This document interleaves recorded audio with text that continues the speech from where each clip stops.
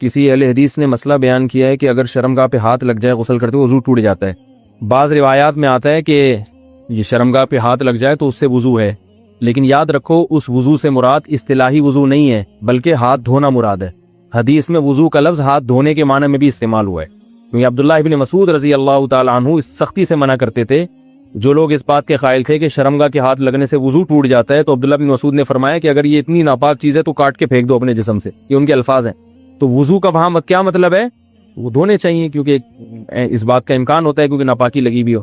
تو اور کیونکہ حدیث میں یہ بھی آتا ہے اونٹ کا گوشت کھانے کے بعد بھی وضو کا حکم ہے، تو وہاں بھی ہم کیا کہتے ہیں؟ مسئلہ اختلافی ہے. بعض ائمہ اس کے قائل ہیں، امام شافعی اس کے قائل ہیں کہ شرمگاہ کو ہاتھ لگنے سے وضو ٹوٹتا ہے. اس میں کسی اہل حدیث پہ طنز کرنا جائز نہیں ہے. تو مسئلہ چونکہ اختلافی ہے، جب اختلافی مسئلہ ہوتا ہے تو اگر کوئی ایک قول پر عمل کر رہا ہے تو ٹھیک ہے. تو میں یہ بتا رہا ہوں کہ ہم اس روایت کو کیوں نہیں لیتے. اس کی وجہ یہ ہے کہ یہاں وضو سے مراد ہے اصطلاحی نہیں بلکہ، اور اس کے بہت سارے قرائن ہیں، لیکن ابھی چونکہ وقت بہت زیادہ ہو گیا تو اس لیے میں اس کی زیادہ ڈیٹیل میں نہیں جاؤں گا. اچھی طرح سے استنجا کرنے کے بعد جب جا کر بیٹھتا ہوں تو محسوس ہوتا ہے کہ پیشاب کے قطرے نکل گئے ہیں 1-2.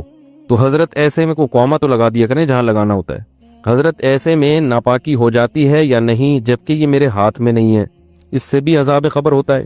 تو بھائی دیکھو، جب پیشاب کر لیں نا، پیشاب سے فارغ ہو جائیں تو تھوڑی دیر اطمینان سے بیٹھے رہیں، ٹھیک ہے نا.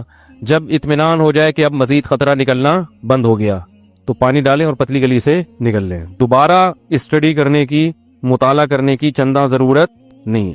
بالکل وہم ہو، شک ہو، اس سے وضو نہیں ٹوٹے گا. بلکہ شک دور کرنے کا جو سنت طریقہ ہے وہ یہ کہ اپنے ازار پہ تھوڑا سا پانی کی چھینٹیں مار دیں شلوار پہ، تاکہ اگر تراوٹ نظر آئے، شیطان وسوسے میں ڈالے کہ یہ تو گیلا گیلا، تو آپ خود بولو بھائی یہ تو میں نے خود ترک کیا ہے. تو یہ وسوسہ دور کرنے کا اچھا طریقہ ہے. تو ایک دفعہ جب اطمینان ہو گیا تو اب جب تک 100% یقین نہیں ہوگا قطرہ نکلنے کا، اس وقت تک وضو نہیں ٹوٹے گا. اتنا یقین ہو جائے کہ آپ قسم اٹھا کے کہہ سکیں کہ میرا قطرہ نکلا ہے یا ہوا خارج ہوئی ہے، قسم اٹھا کے کہہ سکیں آپ. بعض دفعہ وہمی لوگ ہوتے ہیں نا، میں ان سے کہتا ہوں کہ تم قسم اٹھا سکتے ہو کہ ایک قطرہ نکلا ہے؟ کہہ رہے میں سوچ کے بتاؤں گا کہ قسم اٹھا سکتا ہوں کہ نہیں. اس پہ بھی کنفیوز ہوتا ہے کہ قسم اٹھا سکتا ہوں کہ نہیں. تو میں نے کہا یہ اس کی علامت ہے کہ نہیں اٹھا سکتے، کیونکہ اتنا یقین ہوتا تو فوراً قسم اٹھاتے. دیکھو ابھی سورج نکلا ہوا ہے، فوراً قسم اٹھا کے ہم کہہ سکتے ہیں اللہ کی قسم سورج نکلا ہوا ہے. اس میں کنفیوز نہیں ہوتا انسان. تو جب تک اتنا یقین نہ ہو جائے کہ پیشاب کا قطرہ نکلا ہے یا ہوا خارج ہوئی ہے، اس وقت تک وضو آپ کا باقی رہے گا. لیکن وہمیوں کو بات سمجھ میں نہیں آتی ہے، پھر بھی کنفیوزڈ ہی رہیں گے یہ.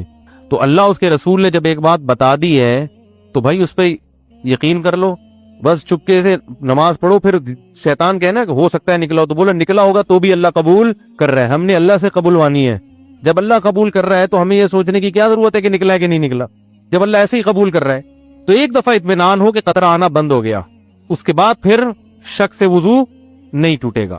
ہاں بعض یہ جو نوجوان لڑکے ہیں یا کم عمر لڑکے ہیں، یہ پیشاب کرتے ہی اٹھ کے بھاگ جاتے ہیں. تو پیشاب کرنے کے کچھ وقت تک تو بہرحال تری نکلتی ہے، تو ایک دم سے بھاگ گئے تو اس سے شلوار بھی ناپاک ہوگی، وہ جگہ بھی ناپاک ہو جائے گی. تو اگر شلوار اتنی ناپاک ہو گئی ہے کہ جو 5 روپے کا سکہ، اس کی کیا دلیل ہے؟ لوگ اس پہ بھی اعتراض کرتے ہیں. قرآن حدیث میں کہاں لکھے کہ 5 روپے کے سکے کے برابر اگر ناپاک ہو گئی تو وہ ناپاک ہے، اس سے کم پاک ہے. تو یہ بھی کسی وقت بتاؤں گا انشاءاللہ. اس پہ میرا ایک مناظرہ بھی ہوا ہے، ایک صاحب کہہ رہے تھے اس کی کیا دلیل ہے، تو آج تک پھر وہ دوبارہ الحمدللہ انہوں نے دلیل نہیں مانگی. 5 کا سکہ تو چھوٹا ہو گیا، صحیح کہہ رہے ہیں بھائی. وہ پرانا والا سکہ رائج الوقت نہیں، پرانا سکہ جو ہتھیلی کی گہرائی کے برابر ہے. صحیح کیا آپ نے، اچھا ہوا لقمہ دے دیا آپ نے. جو پرانا والا سکہ تھا جو ہتھیلی کی گہرائی کے برابر ہوتا ہے نا وہ سکہ، تو اس سے کم اگر نجاست لگی ہو تو وہ کیا ہے، کپڑے پاک رہیں گے. سمجھ میں آ رہی ہے بات؟ تو فوراً پیشاب کرتے ہی اٹھ کے بھاگ جانا ٹھیک نہیں ہے. پیشاب کرنے کے بعد تھوڑی دیر بیٹھیں، اطمینان کر لیں کہ اب تری آنا ختم ہو گئی ہے، تو بس اٹھ کے چلے جائیں. تو اور ختم ہو جاتی ہے تھوڑی دیر میں. اور اگر غور فکر میں لگے رہیں گے نا وہاں بیٹھ کے، تو قیامت تک ختم نہیں ہوگی. یہ بتا دوں گا، قیامت آ جائے گی، پولیس بلوانی پڑے گی آپ کو واش روم سے باہر نکالنے کے لیے، کیونکہ وہمیوں کا کوئی علاج نہیں ہے دنیا میں. طارق مسعود صاحب واہگہ بارڈر سے پہلا ہی سوال ہے جی، محمد وسیم صاحب نے پوچھا ہے. اور ابھی میں کامنٹ دیکھ رہا تھا تو کس نے کہا ہوا تھا کہ میں بڑا ہو کے طارق مسعود بنوں گا. تو خیر آپ جواب عنایت فرمائیں گے. کیا ناپاک کپڑوں کو آٹو مشین میں ڈالنے سے وہ کپڑے پاک ہو جائیں گے؟ نیز دھوبی کو جو کپڑے دیے جاتے ہیں ان کا کیا ہوگا؟ میں بار آ چکا ہے سوال. دیکھیں آٹو مشین میں کپڑے ڈال کے پاک اس صورت میں بسم اللہ الرحمن الرحیم ऑटो मशीन में अगर कपड़े डाले हैं तो पाक उस सूरत में होंगे कि या तो उसमें पानी को जारी किया जाए, जो कि बहुत मुश्किल होता है। ज़ाहिर है ऑटो मशीन का मतलब ये होता है वो सारे काम खुद ब खुद करेगी, तो वो जहां तक मुझे मालूमात है वो मशीन पानी को जारी नहीं करती। ठीक है। या फिर ये कि इतना पानी उसमें हो कि 3 दफा पानी वो मशीन निकाल के बाहर फेंक दे। तो अगर ये दोनों अमल नहीं होते तो कपड़ा पाक नहीं होगा।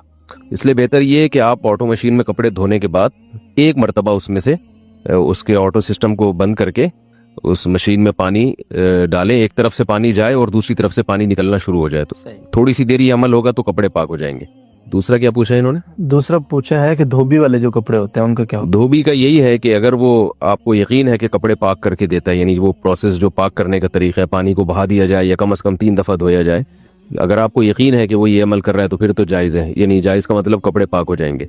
और अगर ये यकीन नहीं है तो फिर फ़िक़्ह का कायदा है अल अस्लु फ़ी कुल्लि शैइन बक़ाउ मा काना अला मा कान, जो चीज़ जैसी थी वैसे ही समझी जाएगी। अगर कपड़े पाक दिए थे तो पाक ही समझे जाएंगे क्योंकि नापाक होने की कोई दलील नहीं है, और अगर पहले से नापाक थे तो नापाक ही समझे जाएंगे क्योंकि पाक होने की कोई दलील नहीं है। तो जिस हालत में कपड़े दिए हैं वो वैसे ही समझे जाएंगे।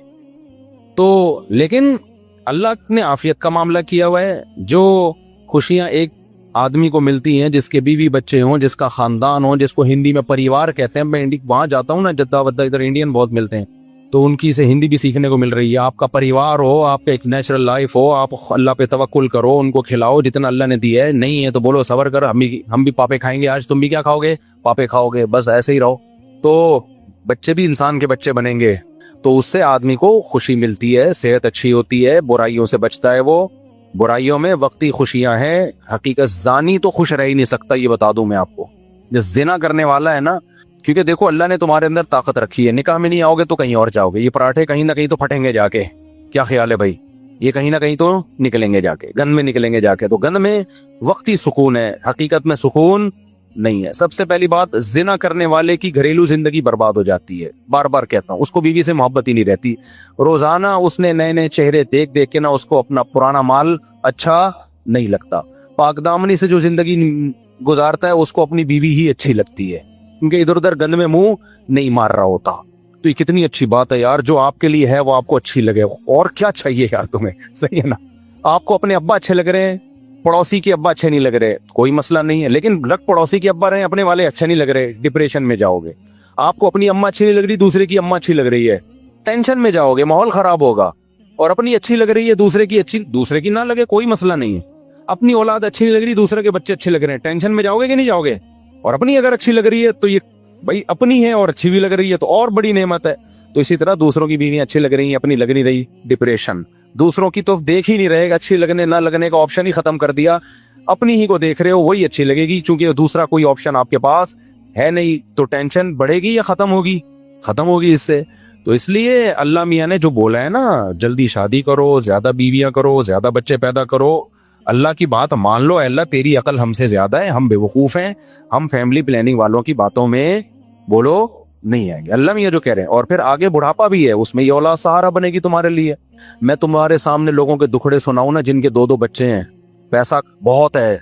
अभी एक वाकया सामने आया, क्योंकि पुराना वाकया सामने तो पहले आया, लेकिन पुराना है, अब सुनाने में वो लोग हाईलाइट नहीं होंगे जिनकी बात हो रही है, उनकी गीबत नहीं होगी। डिफेंस में वाकया हुआ, 1000 गज का बंगला था साहब का, 2-3 बच्चे उनके, एक बेटी 1-2 बेटे होंगे। बहुत पढ़ाया, बहुत लिखाया, ठीक ठाक पैसा खर्च किया। दीन और मजहब को सिखाना नहीं है। बच्चे अब्बा से सीख लेते हैं कि पैसा ही सब कुछ होता है, क्योंकि अब बच्चों को पता है अब्बा ने नस्ल रोकी है पैसा बचाने के लिए, अपना खर्चा बचाने के लिए। तवक्कुल एतमाद अब्बा ने ना मुंह से कभी निकला और ना कभी अब्बा ने सिखाया। तो इट मीन्स पैसा ही सब कुछ है। बच्चा जैसी होश संभालता है ना, वो अब्बा से क्या पैगाम सीखता है कि अब्बा मजीद बहन भाई नहीं आने दे रहे, क्योंकि वो चाह रहे हैं कि स्टैंडर्ड, लिविंग स्टैंडर्ड बड़ा हाई फाई स्टैंडर्ड होना चाहिए। तवक्कुल शवक्कुल कुछ भी नहीं होता। बच्चों को मौलवियों के पास बैठने से रोका, तबलीग में जाने से रोका। ओ भाई असल चीज बेटा, कुछ बन जाओ, इंसान बन जाओ। तबलीगी जमात में 40 दिन लगा के रहोगे, क्या बनोगे? नमाजी बनोगे। इससे क्या होगा? अंग्रेज जो चांद पे पहुंचा है, नमाजी बन के पहुंचा है या तालीम हासिल करके पहुंचा है? बोलो ना। अंग्रेज चांद पे पहुंचा तो क्या तबलीग में चिल्ला लगाया था उसने जो चांद पे पहुंचा है? बेटा वो साइंटिस्ट बना है, तो तुम भी साइंटिस्ट बनो, तुम भी इंजीनियर बनो। तुम कहाँ पहुंचोगे? हो सकता है मरीख पे पहुंचो।